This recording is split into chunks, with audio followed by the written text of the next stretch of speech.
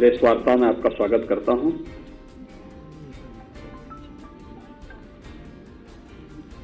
आज की प्रेस वार्ता मुख्य रूप से कल देश की संसद में माननीय वित्त मंत्री जी के द्वारा वर्ष 2023-24 के लिए जो बजट प्रस्तुत किया गया था,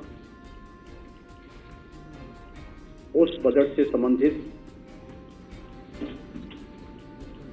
कुछ हाइलाइट्स, जो बजट की विशेषताएं हैं, राज्य की जनता उससे कैसे लाभान्वित होने जा रही है, इन्हीं सब मुद्दों को लेकर के यह विशेष प्रेस वार्ता आज यहां पर मैंने आहूत की है। जैसा कि आप जानते हैं, कल केंद्रीय वित्त मंत्री जी ने अमृत काल का एक पहला बजट प्रस्तुत किया है। इस देश ने 2022 में अपनी आजादी का अमृत महोत्सव मनाया है और आदरणीय प्रधानमंत्री जी ने देश की आजादी के शताब्दी महोत्सव तक इस 25 वर्ष के कालखंड को अमृत काल के रूप में संबोधित करते हुए अमृत काल की और आजादी के शताब्दी महोत्सव के वर्ष में हम कैसा भारत चाहते हैं, उससे पूरे देशवासियों को जोड़ने का आह्वान किया था। और आजादी के अमृत महोत्सव के मुख्य महोत्सव में आदरणीय प्रधानमंत्री जी ने देश को पंच प्रण से जोड़ने की बात की थी। पंच प्रण में एक प्रण विकसित भारत के निर्माण का भी है और अमृत काल का ये पहला बजट उस विकसित भारत की परिकल्पना को साकार करने वाला एक सर्वस्पर्शी, समावेशी बजट है, जो समाज के प्रत्येक तबके को, गांव, गरीब, किसान, नौजवान, महिलाएं, वंचित, वनवासी समुदाय और समाज का वो प्रत्येक तबका, उन सबको इसमें अवसर देने का कार्य किया है। और इन सभी अवसरों को यूनियन बजट में सप्तऋषि के रूप में संबोधित किया गया है। यानी इस तरह से भारत ने अपनी पूरी व्यवस्था को मार्गदर्शक के रूप में सप्तऋषियों के रूप में लिया है।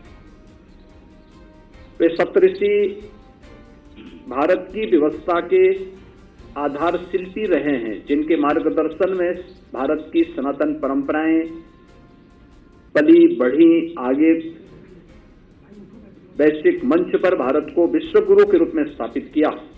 ऐसे ही सप्तऋषियों ने भी यही मार्गदर्शन में सारे कार्य हुए थे और सप्तऋषि के रूप में मार्गदर्शन करने के लिए 7 महत्वपूर्ण मुद्दों को लेकर के, जिसमें इंक्लूसिव डेवलपमेंट यानी एक समावेशी विकास का मॉडल खड़ा करना, रीचिंग द लास्ट माइल यानी अंत्योदय की परिकल्पना, अंतिम पायदान पर खड़े हुए व्यक्ति के लिए शासन की योजनाओं का लाभ देना। आपने देखा होगा कि कोरोना कालखंड में पिछले 3 वर्ष से लगातार 80 करोड़ लोगों को प्रधानमंत्री गरीब कल्याण अन्न योजना का लाभ मिल रहा है और प्रधानमंत्री गरीब कल्याण अन्न योजना का लाभ अगले 1 वर्ष के लिए और बढ़ाने का कार्य हुआ है। 2 लाख करोड़ रुपए सालाना इस पे खर्च होता है। यह भी इस योजना का इस बजट का एक महत्वपूर्ण हिस्सा है। इंफ्रास्ट्रक्चर एंड इन्वेस्टमेंट, अगर हम 2013-14 की तुलना में भारतीय रेल के बजट को देखें, इसमें 2,40,000 करोड़ रुपए का प्रावधान किया गया है। 2013-14 की तुलना में 9 गुना अधिक है।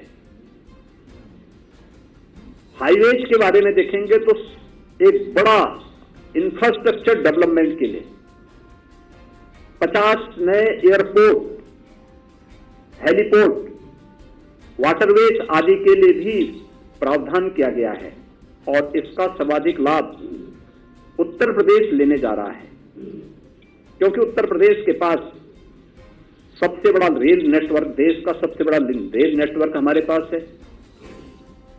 उत्तर प्रदेश के पास सबसे बड़े पैमाने पे नए हाईवेज के प्रस्ताव उत्तर प्रदेश ने भेजे हैं और उत्तर प्रदेश इस दिशा में कार्य कर रहा है। और पिछले 5 वर्ष के अंदर जितने भी हाईवेज, जितना भी इंफ्रास्ट्रक्चर का कार्य उत्तर प्रदेश के अंदर हुआ है, वह उत्तर प्रदेश के नए परसेप्शन को और नए उत्तर प्रदेश के बारे में सबका ध्यान आकर्षित करता है। स्वाभाविक रूप से इस इंफ्रास्ट्रक्चर का लाभ भी उत्तर प्रदेश को सबसे अधिक होने जा रहा है।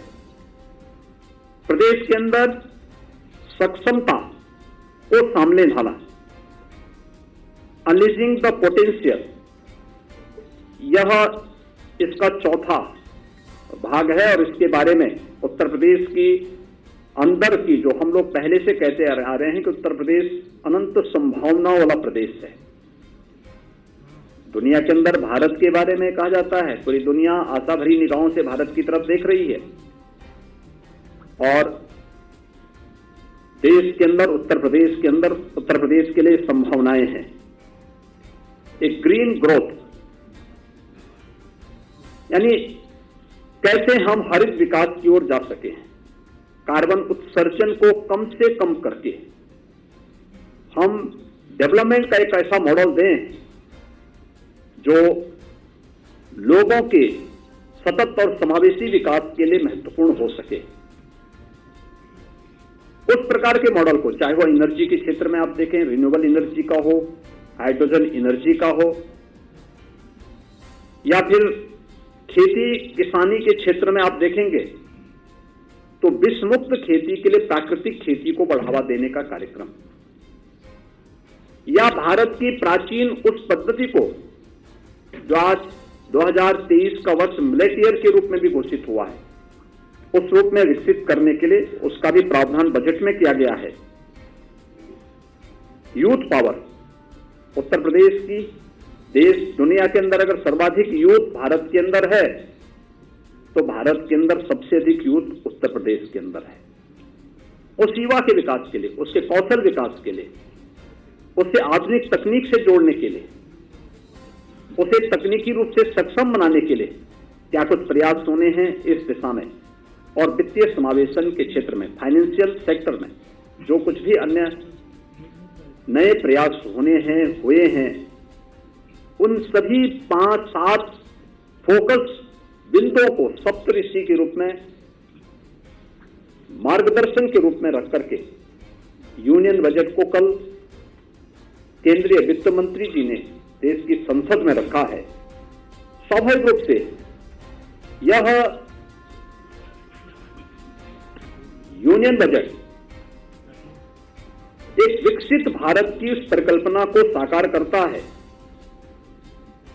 जो आज प्रधानमंत्री मोदी जी के विजन के अनुरूप, जब देश अपनी आजादी का शताब्दी महोत्सव मना रहा होगा, तब हर भारतवासी गौरव के साथ कह सकता है कि मैं दुनिया की सबसे बड़ी आर्थिक महाशक्ति के रूप में स्थापित भारत का नागरिक हूं। दुनिया के सामने भारत की जो पहचान थी, उस रूप में वह अपने आप को कह सकता है। और इसलिए इस पूरे बजट के अंदर अगर आप देखेंगे तो सबसे महत्वपूर्ण बात है कि अगले 25 वर्ष का विजन इस पूरे बजट में छुपा हुआ है। दूसरा, ईज ऑफ लिविंग को और आसान बनाना, इस दिशा में भी अच्छे प्रयास हुए, इस पर जोर देने का कार्य हुआ है। बजट में भारत की आर्थिक विकास दर को 7% तक पहुंचाने के लक्ष्य के साथ कार्य करना, आज के दिन पर भारत की विकास दर दुनिया के अंदर बड़े देशों में सबसे तेज गति से चलने वाली अर्थव्यवस्था के रूप में है। विगत अगर हम लोग 9 वर्षों की इस गति को देखें तो भारत के अंदर पर कैपिटा इनकम दोगुने से अधिक हुई है। भारत दुनिया के अंदर सबसे बड़ी अर्थव्यवस्था के रूप में आगे बढ़ रहा है। आज भारत दुनिया की 5वीं बड़ी अर्थव्यवस्था के रूप में स्थापित हो चुका है और यूनियन बजट में इन सभी बातों को ध्यान में रख करके कार्य किया गया है। अंत्योदय के लक्ष्य को ध्यान में रख करके प्रधानमंत्री गरीब कल्याण अन्न योजना का लाभ देश के अंदर अगर 80 करोड़ लोग ले रहे हैं तो उसका भी सर्वाधिक लाभ उत्तर प्रदेश के लोगों को मिल रहा है। इसमें 15 करोड़ लोग उत्तर प्रदेश के अंदर इस योजना के साथ जुड़े हुए हैं। प्रधानमंत्री आवास योजना, इसके बजट में काफी वृद्धि हुई है। पिछले 6 वर्षों के अंदर उत्तर प्रदेश को 45.5 लाख से अधिक प्रधानमंत्री आवास योजना के आवास उपलब्ध हुए हैं और अभी हाल ही में उत्तर प्रदेश को प्रधानमंत्री आवास योजना के अंदर 10 लाख नए आवास उपलब्ध हुए हैं और मेरा अनुमान है कि जो शेष 4 लाख लोग अभी तक इस आवास से वंचित थे, यूनियन बजट में उनके लिए भी आवास का प्रावधान हो गया है। उत्तर प्रदेश पूरी तरह से सैचुरेट होगा और प्रधानमंत्री आवास योजना का लाभ उत्तर प्रदेश के उस हर व्यक्ति को जो शेष सूची 2012 में उस सूची के अंदर था, वह हर व्यक्ति उत्तर प्रदेश के अंदर प्रधानमंत्री आवास योजना से पूरी तरह से सैचुरेट हो जाएगा। इसमें भी काफी बड़ी योजना यानी लगभग 69,000 करोड़ रुपए का प्रस्ताव किया गया है। 66% की बढ़ोतरी केवल पीएम आवास योजना के अंतर्गत ईज ऑफ लिविंग के लक्ष्य को ध्यान में रख करके इस कार्यक्रम को आगे बढ़ाने का कार्य हुआ है। 25 करोड़ की आबादी देश की उत्तर प्रदेश में निवास करती है। पिछले बजट में 2014-15 का जो पहला बजट प्रस्तुत हुआ था, प्रधानमंत्री जी ने उस समय देश के सामने एक विजन रखा था हेल्थ इंफ्रास्ट्रक्चर के लिए। उत्तर प्रदेश को इसके तहत 28 मेडिकल कॉलेज उपलब्ध हुए और इस बजट में देश के अंदर अगर उस स्कीम के अंतर्गत आप देखेंगे पूरे देश के अंदर 157 नए मेडिकल कॉलेज बने थे।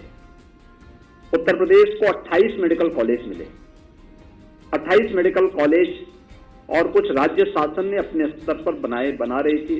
इन सब को लेकर के लगभग हम लोग पिछले 6 वर्ष के अंदर प्रदेश के अंदर हम लोगों ने लगभग 35 मेडिकल कॉलेजेस से हम कार्य कर रहे हैं। अब 1 डिस्ट्रिक्ट 1 मेडिकल कॉलेज की ओर जब उत्तर प्रदेश बढ़ रहा है तो हम सब आभारी हैं कि हेल्थ सेक्टर का जो बैकबोन है नर्सिंग और पैरामेडिकल, इसमें हमें 28 नए नर्सिंग कॉलेजेस मिल जाएंगे। ये 28 नए मेडिकल कॉलेज यानी इन 28 जो मेडिकल कॉलेजेस मिले थे उनके साथ साथ एक नर्सिंग कॉलेज भी हमें उपलब्ध होगा। तो उत्तर प्रदेश के वे सभी क्षेत्र जहां इससे लाभान्वित होंगे, वहीं खासतौर पर नर्सिंग और पैरामेडिकल के क्षेत्र में जो हमारा युवा है, जो बालिकाएं हैं, इन सबको 100% प्लेसमेंट की गारंटी भी उसमें उपलब्ध हो जाएगी। और ये एक ऐसा सेक्टर है जहां पर प्लेसमेंट की गारंटी भी देता है और एक सिक्योरिटी की गारंटी भी देता है। यह सेक्टर में हमें एक उत्तर प्रदेश को 28 नए नर्सिंग कॉलेज इस व्यवस्था के अंतर्गत प्राप्त होने वाले हैं। प्रदेश के अंदर पिछले 6 वर्ष के अंदर जो हम लोगों ने कृषि के क्षेत्र में, डेयरी और मत्स्य के क्षेत्र में जो कार्य किया है, उत्तर प्रदेश खाद्यान्न उत्पादन में आज नंबर 1 पर है। उत्तर प्रदेश गन्ना उत्पादन में आज नंबर 1 पर है, इथेनॉल उत्पादन में नंबर 1 पर है, दुग्ध उत्पादन में नंबर 1 पर है। और इन्हीं संभावनाओं को आगे बढ़ाने के लिए ढेर सारे प्रावधान किए गए। खासतौर पर मैं बार बार इस बात को कहता हूं कि हमने प्रदेश की कृषि विकास दर को 5.5% से बढ़ा करके लगभग 8.5% तक ले जाने में हम सफल हुए। कोरोना कालखंड में एकमात्र सेक्टर ऐसा था जिसकी ग्रोथ रेट डाउन यानी रहने की बजाय वह स्थिर रहा या उसमें थोड़ी बहुत बढ़ोतरी रही और वह कहीं भी धोखा नहीं दी। एग्रीकल्चर के फील्ड में हमारे पास वो संभावना है और मैं मानता हूं उत्तर प्रदेश के अंदर, यद्यपि उत्तर प्रदेश में हमारे अन्नदाता किसानों ने अपनी मेहनत से, अपने पुरुषार्थ से और विगत 8-9 वर्षों के अंदर केंद्र सरकार के द्वारा मिले प्रोत्साहन के कारण बहुत कुछ अच्छा किया, लेकिन इसमें बहुत अच्छा करने की गुंजाइश अभी है, क्योंकि देश की सबसे अच्छी फर्टिलाइजर लैंड हमारे पास है, सबसे अच्छा जल संसाधन हमारे पास है और उस जल संसाधन के बल पर ही पिछले 6 वर्ष के अंदर हम लोगों ने लगभग 23 लाख हेक्टेयर भूमि को अतिरिक्त जल की सिंचाई की सुविधा उपलब्ध करवाई। पहली बार देश के अंदर 12 करोड़ किसानों को और प्रदेश के अंदर 2 करोड़ 60 लाख किसानों को प्रधानमंत्री किसान सम्मान निधि का लाभ भी प्राप्त हुआ। और उन्हीं सब बातों को ध्यान में रख करके अब कृषि ऋण की जो सीमा है, यह फिर से भारत सरकार ने इसमें काफी बढ़ोतरी की है। पूरे देश के अंदर लगभग 20 लाख करोड़ रुपए का एक बेहतर प्रस्ताव कृषि ऋण के लिए किसानों के लिए उपलब्ध करवाने के लिए व्यवस्था दी है। एग्रीकल्चर के फील्ड में, एग्रीकल्चर के क्षेत्र में बहुत सारी अन्य संभावनाओं को भी आगे बढ़ाने के लिए, जिसमें इनोवेशन हो, तो रिसर्च को बढ़ावा देने के लिए इसमें बहुत सारी नई स्कीम की घोषणा भी इसमें की गई है। डेयरी सेक्टर में उत्तर प्रदेश के अंदर ढेर सारी संभावनाएं हैं, उन सबको भी बढ़ाने का कार्य किया गया है। और मिशन शक्ति का कार्यक्रम खासतौर पर महिलाओं के लिए जो एक मॉडल दिया गया है, महिला सम्मान विकास पत्र जारी करने का जो कार्य किया गया है, इसमें काफी अच्छे प्रस्ताव हैं। वरिष्ठ नागरिकों के लिए सेविंग अकाउंट की राशि भी 4.5 लाख से बढ़ाकर के 9 लाख रुपए करने, प्रदेश के अंदर ग्रामीण क्षेत्र के विकास के लिए, खासतौर पर अगर हम बात करते हैं ग्रामीण क्षेत्र के लिए, देश में नीति आयोग ने 2018-19 में 112 एस्पिरेशनल डिस्ट्रिक्ट घोषित किए थे, जिसमें से 8 यूपी के थे। इसके लिए कुछ पैरामीटर तय किए गए थे। शिक्षा था, स्वास्थ्य था, कृषि और जल संसाधन था, रोजगार और स्किल डेवलपमेंट था, फाइनेंशियल इंक्लूजन था। ये 6 पैरामीटर को लेकर के भारत सरकार ने, नीति आयोग ने जो देश के अंदर पैरामीटर तय किए थे, उत्तर प्रदेश के 8 जनपद, सभी की स्थिति बहुत खराब स्थिति में थी। और मुझे बताते हुए प्रसन्नता है कि पिछले 3 वर्ष के अंदर जो प्रयास प्रारंभ हुए, नीति आयोग ने और अन्य केंद्रीय संस्थाओं ने, मंत्रालयों ने इसमें स्टेट गवर्नमेंट को भरपूर मदद की। और आज मुझे बताते हुए प्रसन्नता है कि देश के अंदर इन सभी जो 112 एस्पिरेशनल डिस्ट्रिक्ट को एक सामान्य डिस्ट्रिक्ट के रूप में आगे बढ़ाने में, वहां विकास की इन सभी योजनाओं को प्रभावी ढंग से लागू करने के लिए जो सबसे अच्छे कार्य हुए हैं, देश के अंदर टॉप 10 में यूपी के 5 जनपद हैं, टॉप 20 में यूपी के सभी 20 जनपद हैं, तो सभी 8 के 8 जनपद टॉप 20 में आए हैं।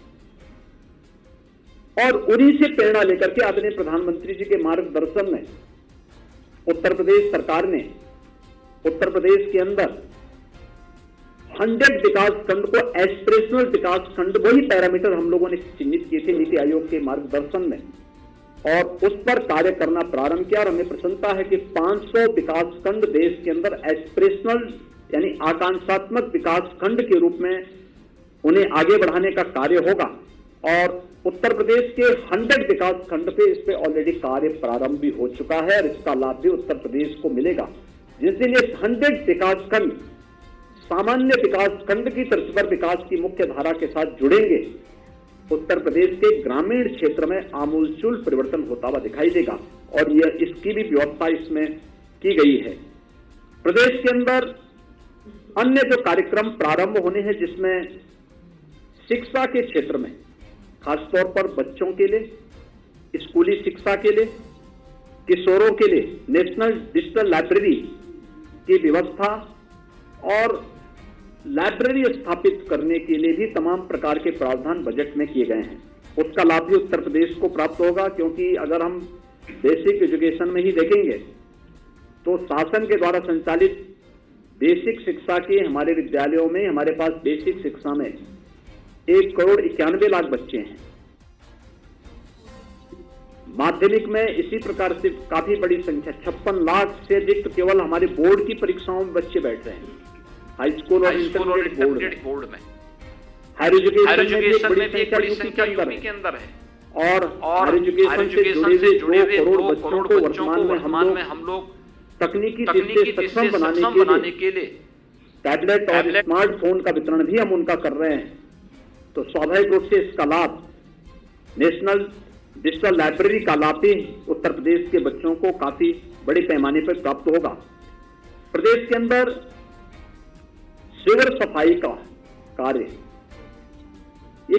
अब मैनुअली न हो, बल्कि 100% मशीनीकृत हो, मशीनों से हो। बड़े पैमाने पर इसमें मौतें होती थी, बहुत बार लापरवाही के कारण बहुत सारे लोगों को अपनी जान गंवानी होती थी। यह एक स्वागत योग्य कदम है और सफाई कर्मियों की सुरक्षा के लिए एक कवच का काम करेगा। 5G सर्विस को डेवलप करने के लिए देश के अंदर 100 लैब्स की स्थापना, यानी हमारे जो इंजीनियरिंग टेक्निकल यूनिवर्सिटीज हैं, इंजीनियरिंग जो कॉलेजेज हैं, अन्य टेक्निकल इंस्टीट्यूशंस हैं, इनमें इस लैब्स को स्थापित करने के साथ साथ ढेर सारी रोजगार की संभावनाओं को भी आगे बढ़ाने में वहां मदद मिलेगी। और साथ साथ आर्टिफिशियल इंटेलिजेंस के 3 सेंटर ऑफ एक्सेलेंस देश के अंदर स्थापित होने हैं। इन सभी कार्यक्रमों को आगे बढ़ाने के लिए खासतौर पर इसमें एग्रीकल्चर के फील्ड में क्या कुछ हो रहा है, तो लखनऊ का AKTU या आचार्य नरेंद्र देव कृषि विश्वविद्यालय अयोध्या, इन सब को लेकर के भी हम लोगों ने अपने कार्यक्रम को आगे बढ़ाना प्रारंभ किया है। पर्यटन विकास की जो संभावनाएं हैं, इसको मिशन मोड पर लेकर के सर्विस सेक्टर में अनेक संभावनाएं हैं और उत्तर प्रदेश ने पिछले 6 वर्ष के अंदर इन संभावनाओं को देखा है। यूनियन बजट में भी इसका स्थान दिया गया है और जिसमें खासतौर पर हर राज्य के अंदर एक यूनिटी मॉल का प्रावधान भी किया गया है। यूनिटी मॉल, जहां पर उत्तर प्रदेश ने जैसे स्कीम अपनी चलाई थी जो 2018 में परंपरागत उद्यम के लिए 1 डिस्ट्रिक्ट 1 प्रोडक्ट की, अपने प्रोडक्ट को तो हम करेंगे ही करेंगे, पूरे देश भर के ऐसे ही ODOP से जुड़े हुए प्रोडक्ट को डिस्प्ले करना, उसकी ऑनलाइन सेल करना, ये सभी सुविधाएं वहां एक जगह उपलब्ध हो पाएंगी। इसके लिए भारत सरकार मदद करने जा रही है और इसको लेकर के भी यह एक परंपरागत उद्यम को बढ़ावा देने और MSME सेक्टर के लिए बहुत अच्छी प्रोत्साहन का एक वो वहां पर प्राप्त, उसका लाभ प्राप्त होगा। प्रदेश के अंदर अन्य कार्यों के साथ साथ प्रदेश में प्राकृतिक खेती को बढ़ावा देने के लिए भी, यानी जो प्राकृतिक खेती को मिशन मोड पर लेने का कार्यक्रम चल रहा है, इसका लाभ भी उत्तर प्रदेश लेगा, क्योंकि उत्तर प्रदेश ने इसमें लगभग वर्तमान में हम लोग जैविक खेती और प्राकृतिक खेती दोनों मिलाकर के उत्तर प्रदेश लगभग 1,26,000 हेक्टेयर लैंड में वर्तमान में इस खेती को बढ़ावा देने में सफल हुआ है। और उत्तर प्रदेश ने गंगा के तटवर्ती सभी 27 विकास खंडों में और बुंदेलखंड के सभी 7 जनपदों को इससे चयनित करके उसके लिए एक इंसेंटिव की भी घोषणा की है। इसमें एग्रीकल्चर के साथ साथ हॉर्टिकल्चर को और वहां पे अन्य कार्यक्रमों को भी आगे बढ़ाने का हमने निर्णय लिया है कि एक विष मुक्त खेती को हम बढ़ावा देने का कार्य करेंगे। एमएसएमई सेक्टर को, यह उत्तर प्रदेश के लिए बहुत महत्वपूर्ण योजना है। एमएसएमई आप जानते हैं देश का सबसे बड़ा जो बेस है वो यूपी के पास है। 96 लाख यूनिट सूक्ष्म लघु मध्यम उद्यम उत्तर प्रदेश के अंदर है और इसके लिए जो क्रेडिट गारंटी योजना है, यह प्रदेश की हमारी जो स्थानीय अर्थव्यवस्था है इसको तो मजबूत करेगा ही करेगा। यहाँ पे रोजगार की ढेर सारी संभावनाओं को भी आगे बढ़ाने का एक अवसर हमारे पास होगा।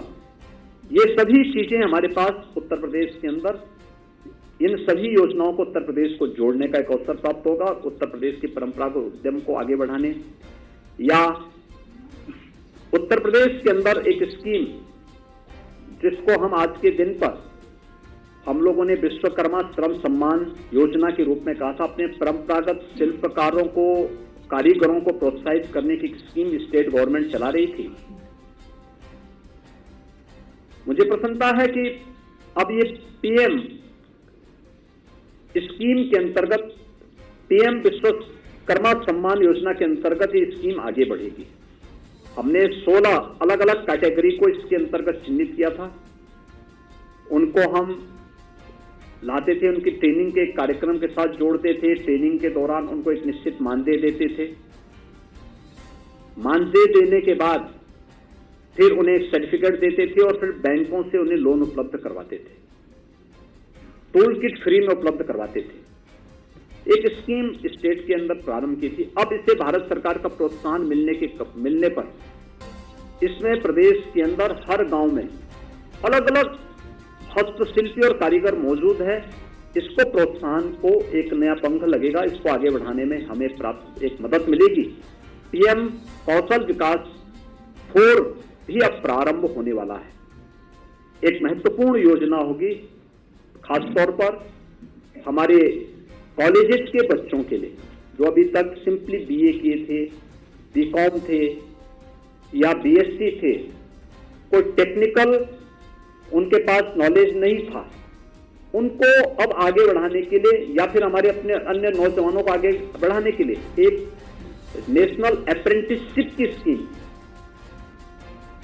जिस स्कीम को एक हमने अभी घोषणा भी की है यूपी दिवस के अवसर पर, उत्तर प्रदेश के अंदर सीएम अप्रेंटिसशिप की स्कीम, जिसका पहला पार्ट हम लोगों ने बहुत पहले लागू किया था, जिसमें हम लोगों ने जो टेक्निकल हैंड्स थे, टेक्निकल इंस्टीट्यूशंस को इंडस्ट्री के साथ जोड़ना और इंडस्ट्री के साथ जोड़ने के साथ साथ उसको जो मानदेय हम देते थे, आधा मानदेय हम देंगे, आधा इंडस्ट्री देगा, एक निश्चित समय सीमा के अंदर।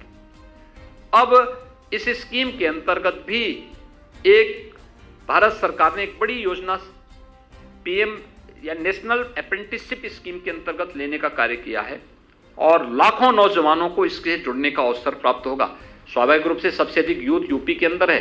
यूपी के नौजवानों को इसका लाभ प्राप्त होगा और उत्तर प्रदेश के अंदर इससे काफी बड़े पैमाने पर नौजवानों को आगे बढ़ने का अवसर प्राप्त होगा। हमारा अनुमान है कि इन सभी स्कीम के अंतर्गत देश के अंदर 47 लाख यूथ अगले 3 वर्ष के अंतर्गत इस स्कीम के साथ जुड़ करके इससे लाभान्वित होने का कार्य करेंगे। अगर आप देखेंगे कि पूरे यूनियन बजट के अंदर यूपी का जो शेयर है, यह जो पहले 22-23 में हमें 1,46,000 करोड़ रुपए का प्राप्त हुआ था, इस नए यूनियन बजट में अब ये हमारा यूपी का जो शेयर होगा 1,83,000 करोड़ रुपए का उत्तर प्रदेश को प्राप्त होगा। और उत्तर प्रदेश स्वाभाविक रूप से जिस विकास की गति से आगे बढ़ रहा है, यह उत्तर प्रदेश के विकास को नया पंख लगाने और उत्तर प्रदेश की 25 करोड़ जनता को इन योजनाओं से आगे बढ़ाने में हमें यहाँ से इससे मदद मिलेगी। मैं आज के इस अवसर पर एक सर्वस्पर्शी, समावेशी और विकसित भारत की नींव डालने वाले बजट के लिए आदरणीय प्रधानमंत्री जी का और केंद्रीय वित्त मंत्री जी का हृदय से अभिनंदन करता हूं। और मुझे विश्वास है कि यह नए भारत का और एक विकसित भारत की जो परिकल्पना पंचप्रण में प्रधानमंत्री जी ने आजादी के अमृत महोत्सव के कार्यक्रम में देशवासियों को जो संकल्प के साथ जोड़ा था, उस संकल्प के साथ जुड़ते हुए हर भारतवासी और हर प्रदेशवासी उस विकसित भारत की परिकल्पना को साकार करने के लिए अपने अपने क्षेत्र में काम करना प्रारंभ करेगा, तो इस सचमुच यह बजट उन सभी आशा और आकांक्षाओं को एक नया पंख देने का कार्य भी करेगा। मैं इस अवसर पर एक बार फिर से एक लोक कल्याणकारी और समर्थ भारत की परिकल्पना को साकार करने वाले बजट के लिए आदरणीय प्रधानमंत्री जी का और एक जो मध्यम वर्ग के लिए जो अक्सर आती थी इनकम टैक्स की जो रिबेट की सीमा है वह 5 लाख से बढ़ा के 7 लाख करना, काफी बड़े पैमाने पे इसकी लोगों ने तारीफ की है, इसकी काफी सराहना हुई है। मध्यम वर्ग को भी इससे काफी लाभ मिला है। तो हर एक तबके को ध्यान में रख करके, जो मैंने पहले कहा कि सर्वस्पर्शी भी है और समावेशी भी है, लोक कल्याण को ध्यान में रख करके, लेकिन एक विकसित भारत की परिकल्पना को साकार करने वाला बजट है। इसके लिए मैं आदरणीय प्रधानमंत्री जी और केंद्रीय वित्त मंत्री जी का हृदय से अभिनंदन करता हूं और प्रदेशवासियों की ओर से आभार भी व्यक्त करता हूं। धन्यवाद जी।